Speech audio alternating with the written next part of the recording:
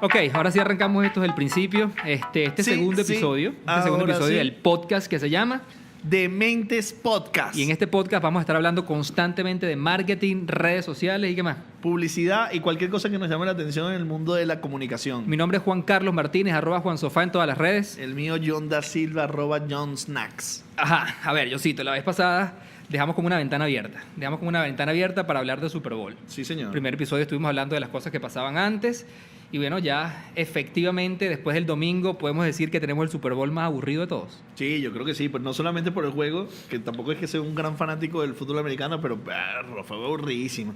Además también la publicidad e inclusive el show, aunque a mí sí me gusta Maroon 5, creo que el show estuvo ahí un poco, la entrada esto de los raperos estos ahí, pues... Además que yo creo que evidencia de esto fueron las redes sociales. Las redes sociales, por primera vez en la nube de palabras que se registra de toda la conversación que sucede, la palabra aburrido, la palabra boring, pero fue una de las que más salió, porque generalmente es que si el artista o algunas cosas que suceden durante el juego, esta es la palabra El beso, aburrido. Sí.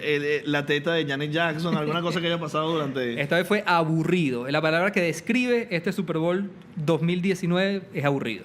Pero bueno, hay muchas otras cosas interesantes que sucedieron, que es un poquito lo que vamos a estar discutiendo y conversando hoy. Sí, de todo lo que se vio, y vamos a entrar en materia, hay cosas que me gustaron significativamente. Entonces vamos a meternos un poquito a hablar de los comerciales y después de algunas conversaciones sociales que sucedieron. Cuéntame, Juan, ¿qué te parecieron a ti las piezas que viste en la televisión, los audiovisuales, los comerciales? Primero que nada, yo creo que este Super Bowl, a diferencia del pasado, tengo que confesar que no sucedió nada que yo diga, verga, me da envidia que yo no haya hecho esta idea. Yo sí tengo una. ¿Cuál? Pero dale, la del comercial de ASMR, que es el ASMR es esta nueva tendencia que está en internet, que es sobre cómo los audios pueden estimular ciertos sentidos en tu organismo, en tu cuerpo, y hacer una especie de relajación. Y hubo una marca que hizo un comercial de ASMR que se llama Michelob, que es una cerveza, que hizo un comercial de ASMR, pero me llamó la atención porque lo hizo en la televisión. Let's all experience something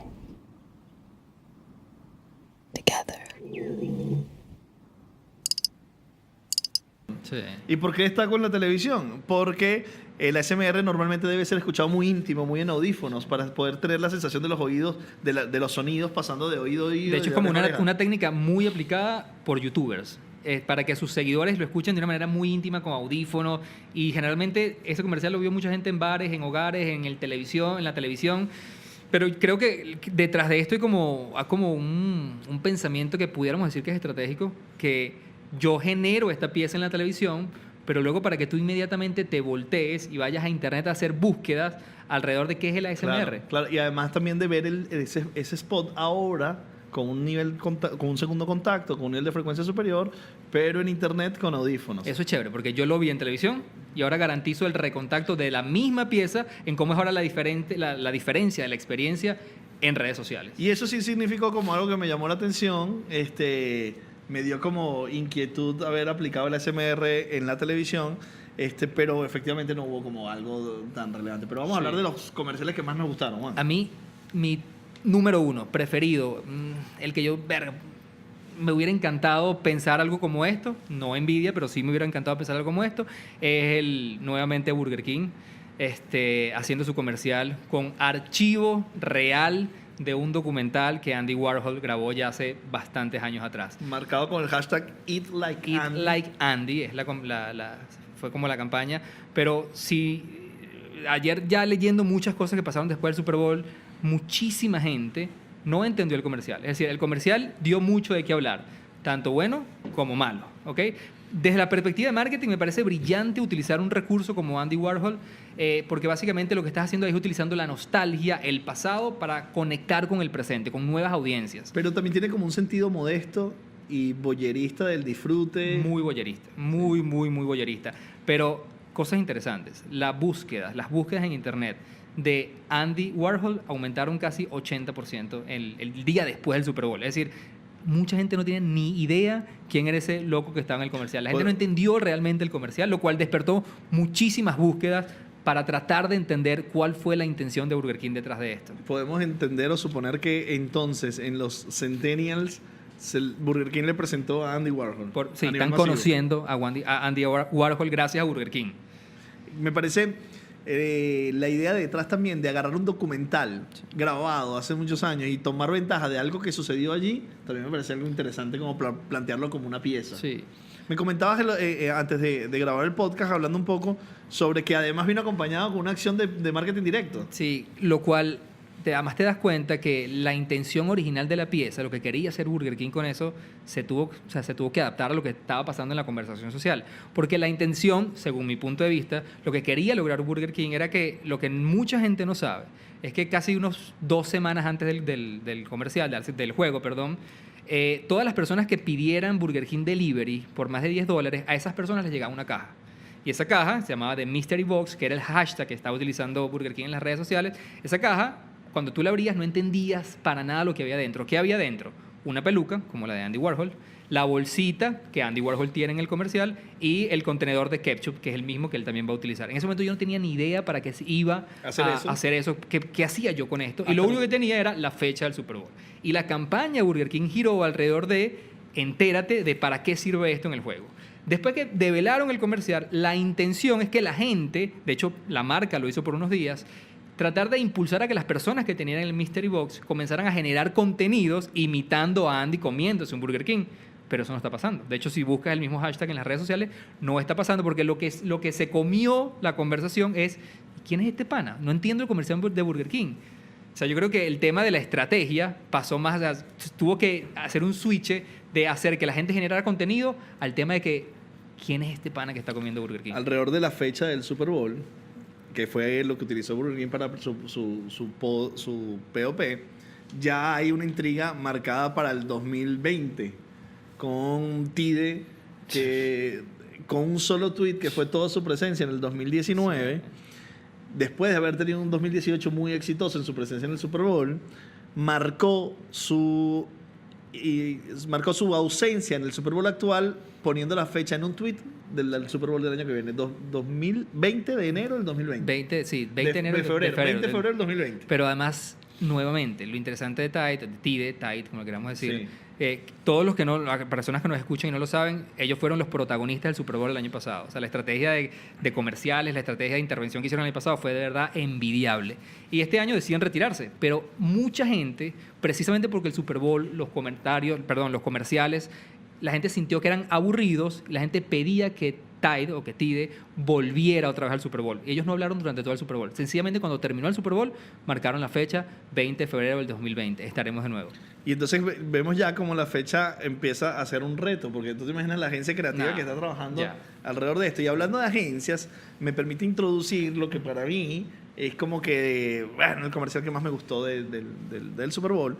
Y tiene que ver con la integración, la colaboración que existió entre Bud Light y HBO con la campaña de Game of Thrones. Sí. Ellos hicieron un comercial maravilloso, con una producción bastante ambiciosa y compleja, donde juntaron las dos marcas y fue como la especie de teaser del lanzamiento de HBO este año, donde no solamente la combinación de las dos marcas me pareció poderoso, sino me llamó muchísimo la atención el maltrato que tiene Bud Light como marca en el comercial, lo cual me genera muchísima inquietud cómo el gerente de marca se atreve a eso, lo entiende y lo acepta dentro de un contexto de campaña.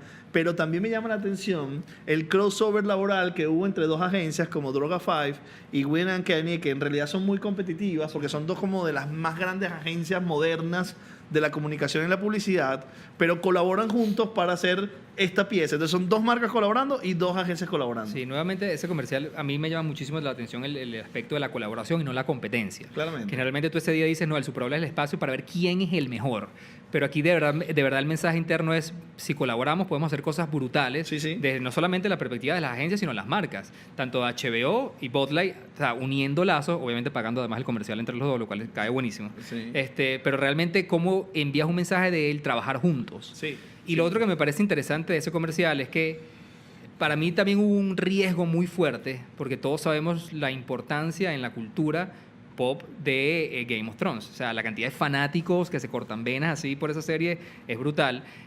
Y mucha gente, antes del Super Bowl, sabían que era muy probable que ese día se estrenara el teaser de la próxima temporada, que además es la última temporada, que todo el mundo está extremadamente ansioso. Es decir, de alguna manera, mucha gente se quejó de decir, este es el teaser que tú nos vas a mostrar. Es decir, Tengo 2 años esperando. tengo 2 años esperando y lo que me vas a mostrar es un comercial con la cerveza. Es decir, hablaron de ellos, la gente habló mucho de este comercial, pero hay una línea súper finita de decir, bueno, yo tomo este riesgo porque al final lo que me interesa es que hablen de mí. Hay cosas que pasaron. Luego quisiera como nombrar algunas de ellas. Ejemplo, la presencia de Bob Esponja en el show del medio tiempo. Se robó el show, lo mejor de él. Generó Sí, viralidad, sí. generó mucha conversación en redes sociales. También la decepción de la guerra de las gaseosas, Sí. que Por- anunciamos y pasó por hablamos y dijimos que iba a ser y tal, pero no pasó nada importante. Pasó por debajo totalmente. Pasó- De hecho, creería yo, una de las grandes expectativas que había generado Pepsi alrededor de su comercial, con todo el despliegue no solamente de figuras, de artistas que utilizaban en su comunicación, sino el concepto de OK se esperaba que explotara mucho más. Y de hecho lo que se dice, o la sensación que tiene la gente es que la misma Pepsi se disminuyó, se disminuyó. autoflageló. Sí. Porque básicamente Yo yo me, tengo esa sensación. yo me conformé a hacer que una Pepsi está OK Sí. y el more than OK no se construyó. No se construyó. O sea, Y yo creo que entonces eso fue como algo que habíamos anticipado que iba a ser poderoso y realmente fue muy, muy débil. Y luego otras cosas que estaban alrededor del Super Bowl tienen que ver con la campaña del huevo, el World Egg Record, sí. que anunció que en el Super Bowl se celebraría, no se hizo exactamente en el Super Bowl ni durante el Super Bowl, pero sí se hizo después y me pareció una campaña maravillosa. sí, sí. O sea, porque el hecho de haber develado que es una campaña para la salud mental, preocupado por el protagonismo y rol de las redes sociales que pueden incentivar a depresiones, post-suicidio, y que esa campaña haya sido para eso, habiendo logrado ser el post más comentado en la historia, me parece una genialidad. Es así, es así. El tema de las mujeres, Juan, los cantidades comerciales de mujeres en presencia de no mujeres, que el de Serena Williams fue el que más se acercó a eso. Sí, ¿puede ser? yo sí creo. Yo creo que hay un mensaje Es muy muy bueno. poderoso, más allá de que sea una publicidad asociada a una de estas aplicaciones de ¿cómo se llama? De dating, de citas. Pero yo creo que el mensaje fue muy poderoso, muy fuerte, sobre todo en el mundo de todo lo que se está hablando del género, de la parte de igualdad de géneros.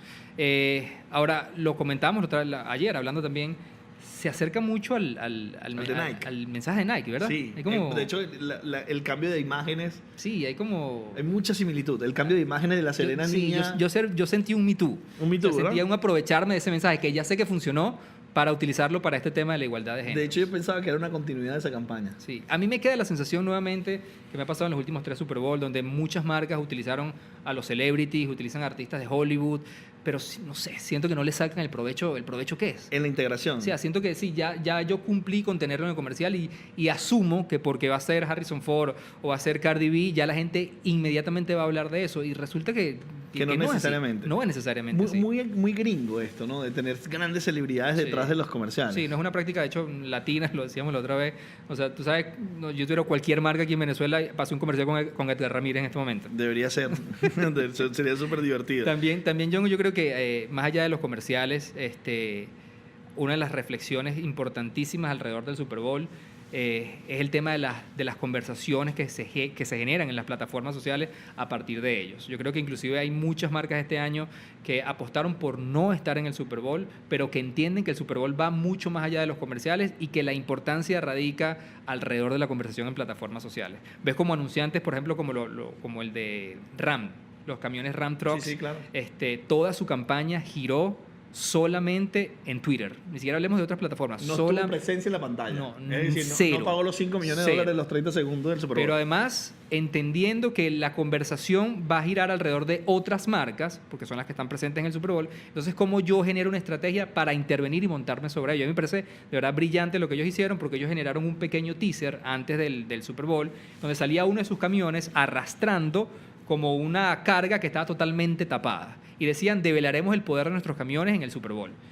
Te pongo un ejemplo. Salió el comercial de Pringles. Salió el comercial de Pringles donde básicamente la idea, el mensaje pasaba por las 3.600 posibles combinaciones que tú puedes hacer con todos los sabores de Pringles. Inmediatamente termina el comercial, sale el camión de ellos arrastrando esta carga que ya no está tapada, sino son 3.600 latas de Pringles. Y básicamente lo que le dicen a Pringles, de hecho mencionan a la cuenta, intervienen en la conversación y le dicen, Pringles, si tú tienes 3.600 sabores, 3.600 latas, nuestros camiones la arrastran facilito.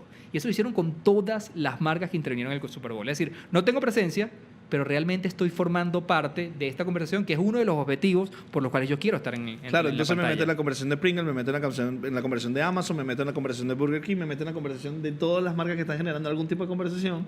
Participo de ellas sin necesariamente tener la presencia. Sí. Pero eso demarca una estrategia de anticipación importante, porque Y- previamente necesito saber de qué va a hablar las marcas en el Super Bowl. Claro, porque además entendiendo que, creo que lo hablamos en el episodio anterior también, de que hoy en día ya es muy normal de que las marcas una semana antes del Super Bowl ya comienzan a soltar o el comercial o los teasers. O los teasers. Ya yo sé de qué vas a hablar. Entonces preparo campañas para intervenir los insights de tu comercial. Más o menos parecido fue lo que hizo Pringles en redes sociales también, Sí, ¿no? igualito, porque ellos tenían uno de sus protagonistas en los comerciales, era como un fake Alexa, o sea, un asistente de voz, donde el rol de este dispositivo es victimizarse, porque él es un robot, él no tiene sentimientos, él nunca va a poder probar unas Pringles. Y esto fue exactamente lo que hizo Pringles. Una vez se terminó su comercial, su dispositivo, el protagonista del comercial, era el protagonista de todos los videos que ellos soltaron en su cuenta de Twitter, victimizándose frente a todos los comerciales que salían en ese momento. O sea, por ejemplo, si salía el Mercedes-Benz, entonces salía la máquina otra vez diciendo: Mercedes, yo nunca voy a poder tener ese carro, nunca me voy a poder montar, ese carro es para ricos, yo soy un simple dispositivo. Es decir, cómo yo adaptaba mi mensaje del comercial a los insights de todas las otras marcas. Claro, y lo cual de nuevo es una estrategia A mí me parece que de eso es brillante. anticiparse Sí. y entender cómo es el ecosistema de la importancia del Super Bowl. Que hay un punto que me gustaría reflexionar sobre, como para redondear un poco más allá de puntualmente cuál fue el comercial, cuál fue la campaña que ya estamos hablando, como una reflexión sobre qué marca las tendencias de lo que vimos en el Super Bowl. Y antes de eso, que hablemos de esa reflexión, me gustaría como anticipar que cada vez que nosotros vemos publicidad, y uno podría entender la sociedad de un país Sí. a partir de ver su publicidad. ¿Por qué? Porque los publicistas, los mercadólogos, lo que hacen es que investigan cuáles son las inquietudes, los miedos y los temores de las sociedades. A partir de allí sacan un insight que pueda ser combinado con la ventaja competitiva de la marca para generar una idea y plantear el comercial. Entonces, si uno analiza los comerciales, en realidad está analizando la sociedad. Si pensamos esto como cierto, analicemos un poco cuáles son las preocupaciones o lo que vemos de tendencia en la sociedad, porque probablemente lo que va a venir son una cantidad de comerciales alrededor de estas visiones. Podríamos decir, por ejemplo, que hay una preocupación sobre la inteligencia artificial. Pero es muy obvia. O sea, estamos hablando de más de 8 o 9 comerciales donde los protagonistas eran robots y donde además comerciales donde tú veías el mal uso aplicado a la tecnología, el peligro que puede significar para una sociedad. Piensa desde la perspectiva del humor, de la reflexión, pero lo que sí es real es que hay una preocupación hoy en día en la sociedad por el tema del avance de la tecnología en términos de robots, inteligencia artificial, etcétera. Eso fue un tema que tocó Amazon, tocó Microsoft. Sí. O sea, las tecnológicas estuvieron alrededor de, hey, la inteligencia artificial está muy fino, lo usamos, pero take care. El Vamos mismo a Amazon, cuidarnos, el sí. mismo Amazon diciendo: Alexa, es peligroso si lo colocas en otros dispositivos. Claro, como que entonces hay como una conciencia de la llegada de los robots, llegada de la inteligencia artificial, pero como que, epa, con cuidado, seamos conscientes. Para mí hay una tendencia muy, muy obvia y además creo que es muy, muy poderosa, que si la vimos mucho ahorita en el Super Bowl, pero creo que ya hay muchas otras marcas en el mundo aplicándolas, que tiene que ver con la nostalgia. Ajá. Tiene que ver con el recurso de utilizar el pasado Con para los flashbacks. para yo conectar con el presente. Si hablamos del Super Bowl, lo vemos muy claro en dos comerciales. El primero, Andy Warhol, obviamente el de Burger King, utilizando un recurso como este artista del pasado para conectarlo con el presente. El segundo, Doritos, donde hace un remake brutal con Backstreet Boys. O sea, imagínate el poder de conexión de toda esa generación que siguió, que fue a conciertos, que se cortaban las venas por ver a estos artistas, que hoy en día los vuelves a ver en tu pantalla, a la edad que tienen, bailando igualito. La conexión emocional es brutal, que tú generas inmediatamente solo por utilizar ese recurso de la nostalgia. Y yo creo que si combinamos esto que acabas de decir con el cine, uno de los éxitos más recientes del cine es Rhapsody Bohemia. Sí, claro. Y que tiene una carga nostálgica poderosísima también. Entonces, por decir hacer que la preocupación por la inteligencia artificial y la nostalgia son como dos grandes issues que podemos extraer de lo que está sucediendo en la comunicación, y también el tema de cómo aprendemos en las comunicaciones de los comportamientos traídos de Internet. Sí. Es decir, las cosas que están sucediendo en Internet, los comentarios que están sucediendo en Internet, las reflexiones, lo que hace la gente en Internet, nos está dando insumos para convertirlo en campañas publicitarias, como por ejemplo el caso de Michelob con la campaña de SMR. Sí, yo creo que es hacer referencia a todo eso que está sucediendo en estas culturas, bien sea la internet, bien sea la del cine, la de la televisión, cómo yo entiendo realmente el valor de conectar esos insumos con una plataforma como televisión. Por ejemplo, como yo extraigo algo de internet que ya se sabe que la gente reacciona muy bien a ello, tiene cierta conexión emocional con ello, y cómo de ahí yo saco ideas para llevarla a comerciales que, aunque no funcionen, como el caso de la CMR, pero luego sí va a generar una reacción de las personas a hacer una doble búsqueda. Que es un gran issue dentro de todo esto, que cada presencia comunicacional en el Super Bowl genera un ruido gigante en búsquedas en internet. Johncito, pero a ver, o sea, más allá de toda la discusión que hemos tenido, más allá de los comerciales, el evento cultural y todo, siempre sucede lo mismo después del que se acaba un Super Bowl. O sea, siempre viene la discusión de si valió o no la pena invertir ese platanal en este poco de comerciales. Pues estamos hablando de no solamente $5 millones que cuesta poner el comercial al aire, sino también estamos hablando de... La producción. Que está sobre el $1 millón. O sea, redondea los $6 millones. $6 millones que más o menos puede invertir una marca estar en el Super Bowl. ¿Vale la pena? Creo que hay que verlo desde el punto de vista de qué logra. Logra una gran notoriedad, Sí. logra una gran presencia, además logra un ruido social digital. Ok. Creo que no hay una respuesta única a todas las marcas, porque hay marcas que puede ser que sí funcionen, otras que no, pero tal vez lo más interesante es lograr notoriedad alta y obviamente hacer alguna acción social. Pero la pregunta es, ¿qué puedo hacer yo con ese dinero si no compraría el Super Bowl? Es que para mí la reflexión pasa por ahí, porque tú me dices, sí, bueno, yo quiero que la gente hable de mí, yo quiero que la gente se entere de mí, yo quiero conectar con una audiencia, pero yo digo, ok, ¿qué pasa si yo agarro esos $6 millones y lo hago en publicidad en medios digitales, netamente en medios digitales? Mira estos datos por aquí. Yo con ese mismo dinero yo pudiera hacer 1.7 billones de impresiones en Pinterest, pudiera hacer aproximadamente 1.3 billones de impresiones en Facebook o en Instagram. Ojo, estamos hablando de, cuando hablo de impresiones, es personas que van a ver un mensaje que además tiene una segmentación previa. O sea, yo puedo garantizar que si yo voy a hacer un anuncio de carros, las personas que no le interesen los carros no la van a ver. Yo vi una cantidad de comerciales en el Super Bowl que no son afines conmigo, no me interesan para nada. Hay un mayor poder de segmentación. Hay un mayor poder de segmentación y el alcance, porque hoy en día, cuando hablamos de Internet, todavía no se refiere a Internet, mucha gente no se refiere a Internet como un medio de alcance masivo. Sí. Y ya lo logra. estos números lo demuestran. Además que me da risa esto. Con esos mismos $6 millones yo puedo hacer 20 posts en Instagram de Kendall Jenner, que cobra aproximadamente $250,000 por post. Esto es otra discusión aparte. Claro. Pero uno pudiera decir hoy en día, ¿funciona o no la publicidad en el Super Bowl? Para analizar eso hay muchas variables que uno pudiera analizar, pero hay uno que a mí me llama la atención, y es que inmediatamente, después que un comercial sale al aire, tú pudieras medir la cantidad de búsquedas inmediatas que la gente se voltea a hacer en Internet. Entonces, por ejemplo, una de las cosas que ya se sabe hoy en día, que en las categorías de consumo masivo, en la misma Pepsi, la misma Pringles, todas esas, las búsquedas, los searches en Google, aumentan notablemente. O sea, estás hablando de aumentos de 40-50% sobre las búsquedas normales que genera esta marca. Pero, por ejemplo, en la categoría de automóviles, que es la categoría que más invierte en el Super Bowl, la aguja cero, no se mueve.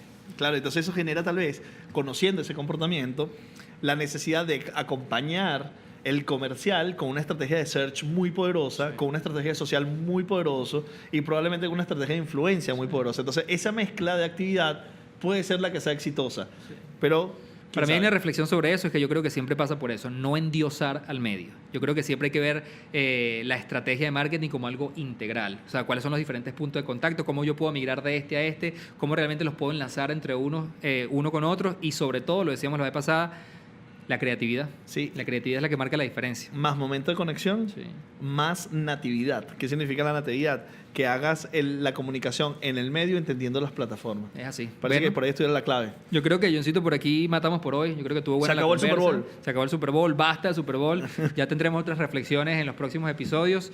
Ya los episodios los pueden conseguir en la plataforma de Spotify. También lo pueden conseguir en Anchor.